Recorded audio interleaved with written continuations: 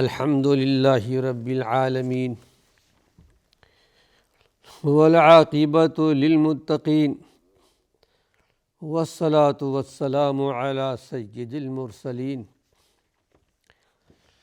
ناظرین کرام، السلام علیکم ورحمۃ اللہ وبرکاتہ۔ ایمانی صفات کا عنوان لے کر آپ کی خدمت میں حاضر ہوں۔ ایمانی صفات میں ایک اہم عنوان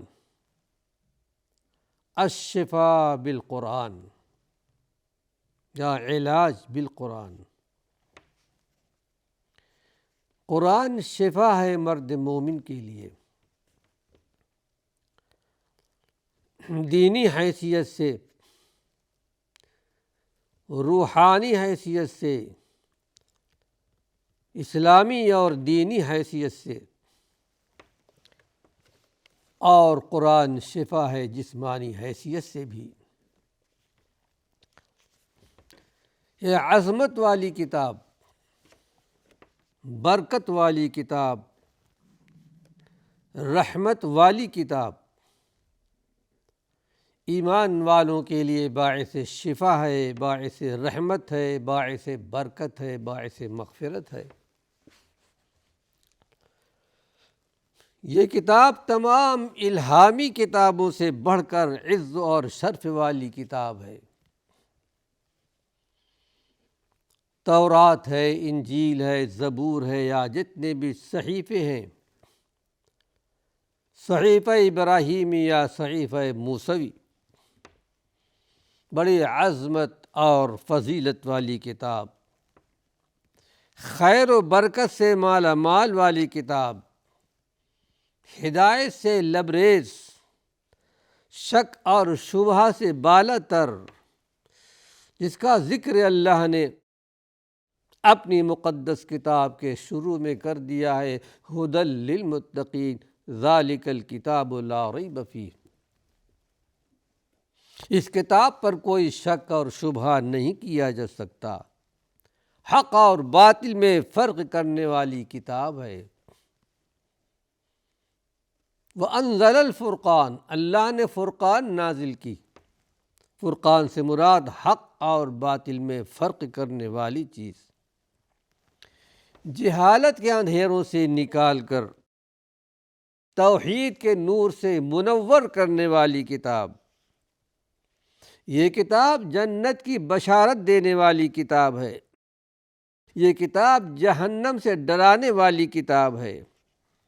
بنی نوع انسان کے لیے میں کہا کرتا ہوں، اس سرزمین پر اگر سب سے بڑی نعمت کوئی ہو سکتی ہے تو وہ اللہ کی کتاب قرآن مجید فرقان حمید ہے۔ پھر اس قرآن کی فضیلت کے لیے صرف یہی ایک آیت کافی ہے قرآن حکیم کی، کہ اس رات میں یہ کتاب نازل ہوئی جو 1000 مہینوں کی عبادت سے بہتر۔ اس کو ضرب لگائیے تو تقریباً 83 سال بنتے ہیں۔ قرآن حکیم کی فضیلت کے لیے صرف یہی ایک آیت کافی ہے بیان کرنے کے لیے۔ اللہ سے دعا ہے کہ پروردگار عالم خالق کائنات ہمیں اس کتاب کی عظمت و جلال کو سمجھنے کی اور عمل کرنے کی توفیق نصیب فرمائے، اور اللہ کے رسول صلی اللہ علیہ وسلم کے اصحاب، جن کا ذکر اللہ نے اپنی مقدس کتاب میں بارہا کیا ہے، جس طرح انہوں نے اس کتاب کی عظمت کو سمجھا، اسی طرح ہمیں بھی سمجھنے کی توفیق نصیب فرمائے۔ آیت شفا بالقرآن کے تعلق سے سب سے پہلے قرآن کے عظمت و جلال کے تعلق سے کچھ احادیث آپ کے سامنے پیش کر دوں۔ جو آدمی قرآن سیکھنے کے لیے، کتاب الہی پڑھنے کے لیے، پڑھانے کے لیے اپنے گھر سے نکلتا ہے، چاہے مسجد نکلتا ہو یا کہیں بھی، اللہ رب العالمین اس کے لیے جنت کا راستہ آسان کر دیتا ہے۔ یہ کتنا بڑا مقام اور کتنی بڑی فضیلت ہے۔ قرآن حکیم کے پڑھنے پڑھانے والے، تلاوت کرنے والے اللہ رب العالمین کے چنے ہوئے بندے ہیں، منتخب بندے ہیں۔ اللہ نے اپنے ان بندوں کو منتخب کر لیا ہے جن کا تعلق قرآن حکیم سے ہو، جن کا رابطہ قرآن حکیم سے ہو۔ قرآن حکیم کا علم سیکھنے والوں کے لیے آسمان و زمین کی ہر چیز، یہاں تک کہ سمندر کی مچھلیاں بھی ان کے لیے دعا کرتی ہیں۔ یہ فضیلت کیا کم ہے۔ قرآن حکیم کی کثرت سے تلاوت کرنے والے قابل رشک ہیں، ان پر رشک کیا جا سکتا ہے۔ قرآن حکیم کی بکثرت تلاوت کرنے والا قیامت کے دن اللہ کے مقربین فرشتوں کے ساتھ کھڑا ہوگا۔ قرآن حکیم پڑھنے پڑھانے والوں پر اللہ کی سکینت نازل ہوتی ہے۔ بندہ سکون چاہتا ہے، اطمینان چاہتا ہے، قلبی سکون چاہتا ہے۔ خالق کائنات اس کو یہ درجہ، یہ مرتبہ دیتا ہے۔ فرشتے ان کی مجلس میں احتراماً کھڑے ہوتے ہیں اور اللہ کے جناب میں، اللہ کے حضور میں ایسے لوگوں کا ذکر بڑے فخر کے ساتھ کرتے ہیں۔ قرآن حکیم کا ایک سرا اللہ کے ہاتھ میں اور ایک سرا مرد مومن کے ہاتھ میں، یعنی گویا قرآن سے ربط رکھنے والا، قرآن کی تلاوت کرنے والا، قرآنی آیات بینات پر عمل کرنے والا، گویا اس کا تعلق اللہ رب العالمین سے ہے۔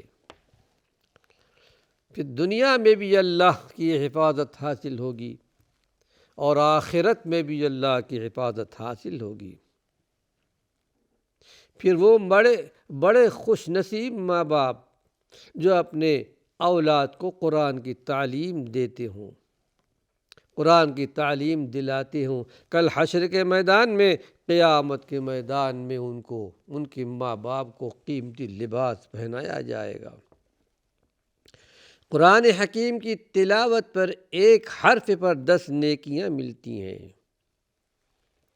حقیقت میں اس مقام کو صحابہ نے سمجھا، صحابہ نے عمل کیا، اور وہ صحابہ جبکہ اللہ نے اسی بنا پر ان کو سند دی، رضی اللہ عنہم ورضوا عنہ، یہ اللہ سے راضی، اللہ ان سے راضی ہوا۔ آئیے چند مثالیں آپ کے سامنے پیش کرتا ہوں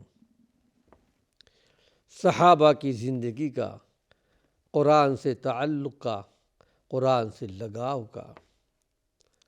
اور پھر اللہ رب العالمین نے اس بات کا بھی ذکر کیا ہے، صحابہ کے مقام کو اپنے بندوں کے سامنے بیان کرنے کے لیے، عمل کرنے کے لیے کہ فَإِنْ آمَنُوا، اگر یہ لوگ ایمان لے آئیں۔ صحابہ کے ماں سوا جو لوگ بھی ایمان لے آئیں، بِمِثْلِ مَا آمَنْتُمْ بِهِ، اللہ نے اس آیت میں صحابہ کو خطاب کیا ہے، جیسا کہ تم لوگ ایمان لائے ہو، یعنی صحابہ، فَقَدِ اهْتَدَوْا، تو حقیقت میں ہدایت کا راستہ پا جائیں گے۔ حضرت عبداللہ بن مسعود رضی اللہ عنہ، جن کو اللہ نے بہت بڑا درجہ، بہت بڑا مقام دیا تھا، ایمان میں، اسلام میں، تقوی طہارت میں، اور عبداللہ بن مسعود جو بچپن ہی سے، اور عمر بہت کم تھی، مکی زندگی میں اس سابقین اولین میں شمار ہوتے ہیں۔ حضرت عبداللہ بن مسعود رضی اللہ عنہ پھر یہ تلاوت کیا کرتے تھے، قرآن کی تلاوت ایسی کیا کرتے تھے جس طرح کہ جبریل علیہ السلام لے کر نازل ہوئے تھے۔ قرآن سیکھنے کے لیے اللہ کے رسول صلی اللہ علیہ وسلم کے ساتھ لگے رہتے تھے، سفر میں ہو حضر میں ہو، قرآن سیکھنے میں بڑی گہری دلچسپی لیا کرتے تھے۔ ایک رات بڑی اونچی آواز میں قرآن کی تلاوت کر رہے تھے۔ اللہ کے رسول صلی اللہ علیہ وسلم مسجد میں تشریف لائے اور کھڑے ہو کر تلاوت سنتے رہے۔ پھر اس کے بعد صحابہ کرام کی طرف متوجہ ہو کے ارشاد فرمایا، جسے یہ بات پسند ہو کہ قرآن حکیم کے اس لہجے میں پڑھے جس لہجے میں قرآن نازل ہوا، جبریل امین لے کر نازل ہوئے، تو وہ عبداللہ بن مسعود رضی اللہ عنہ کی لہجے میں قرات کا انداز اپنائے۔ ایک درجہ یہ مقام اللہ نے عبداللہ بن مسعود کو عطا فرمایا تھا۔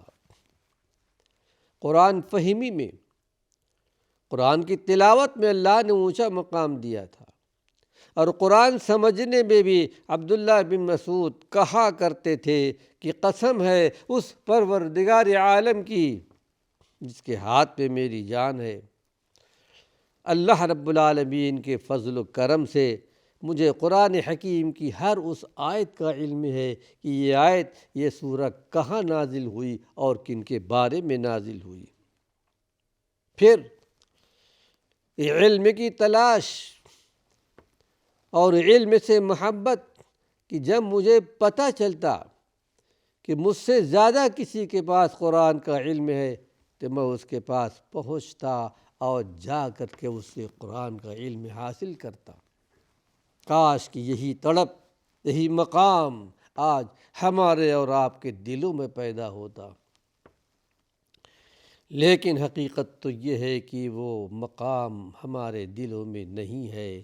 اور کسی نے کہا ہے وہ معزز تھے زمانے میں،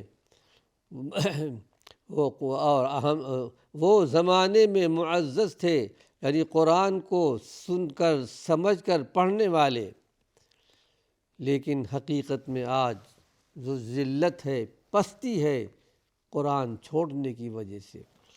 اور کل حشر کے میدان میں، قیامت کے میدان میں اللہ کے رسول صلی اللہ علیہ وسلم استغاثہ پیش کریں گے، فریاد کریں گے، اے اللہ یہ میری قوم ہے، یہ میری امت کے لوگ ہیں جنہوں نے قرآن کو چھوڑ دیا تھا۔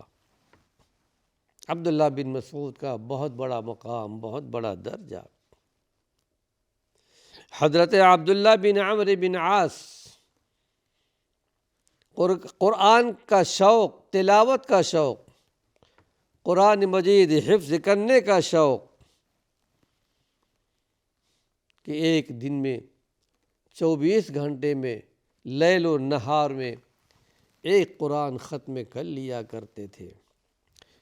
اللہ کے رسول صلی اللہ علیہ وسلم نے فرمایا تھا، اے عبداللہ ابھی جوانی ہے، طاقت ہے، توانائی ہے، زیادہ قرآن کی تلاوت کر سکتے ہو، لیکن مجھے ڈر ہے کہ تمہاری عمر لمبی ہوگی، اور عمر لمبی ہونے کے بعد، طاقت کم ہونے کے بعد یہ عمل، اس قدر عمل نہیں کر پاؤ گے۔ آپ نے مشورہ دیا کہ ایسا کرو کہ 1 مہینے میں ایک قرآن ختم کر لیا کرو۔ کہا اللہ کے رسول صلی اللہ علیہ وسلم میں اس سے زیادہ قرآن کی تلاوت کر سکتا ہوں، طاقت رکھتا ہوں۔ کہا ٹھیک ہے 10 دن میں کر لو۔ کہا اس سے بھی زیادہ مجھے طاقت ہے۔ کہا 7 دن میں کر لو۔ اس سے کم میں اللہ کے پیارے پیغمبر محمد صلی اللہ علیہ وسلم نے اجازت نہیں دی، لیکن بڑی لمبی عمر پائی۔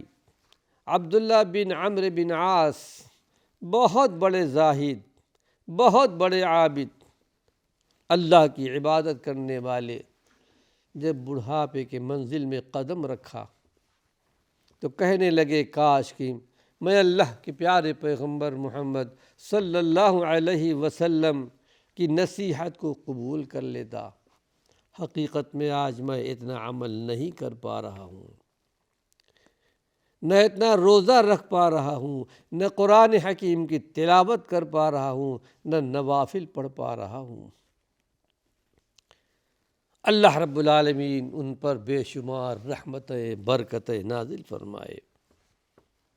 قرآن حکیم کی عظمت کا اندازہ لگائیے، وہ حضرت اکرمہ ابو جہل کا بیٹا، ابو جہل کی قسمت جہنم بن گئی، لیکن ان کا بیٹا اکرمہ جن کے بارے میں اللہ نے سعادت رکھی تھی، رحمت و برکت رکھی تھی، اسلام لائے۔ ایمان و عمل میں اللہ نے بہت بڑا درجہ، بہت بڑا مقام دیا۔ قرآن حکیم کے اجزاء کو لے کر اپنے رخسار سے لگا لیتے اور کہتے ھذا کتاب ربی، ھذا کتاب ربی، میرے رب کی کتاب ہے، میرے رب کا کلام ہے۔ حضرت اسید بن حضیر رضی اللہ عنہ انصار مدینہ میں سے قرآن حکیم کو بڑی خوش الحانی کے ساتھ پڑھا کرتے تھے، تلاوت کرتے تھے۔ ایک مرتبہ رات میں قرآن حکیم کی تلاوت کر رہے تھے، رات کی نماز میں۔ ان کی راتوں کا کچھ حصہ اللہ کے لیے گزرتا تھا، اور اللہ رب العالمین نے اہل ایمان کی یہ صفت بیان فرمائی ہے، پوری رات سو کر نہیں گزارتے، کچھ نہ کچھ حصہ تلاوت قرآن میں، کچھ نہ کچھ حصہ عبادت میں، نوافل میں گزار دیتے ہیں، پوری رات سو کر نہیں گزارتے۔ ناظرین کرام، وقت ختم ہو چکا ہے۔ اللہ نے چاہا اسی عنوان سے کچھ اور مفید باتیں اپنے اگلے درس میں پیش کروں گا۔ وآخر دعوانا ان الحمد للہ رب العالمین۔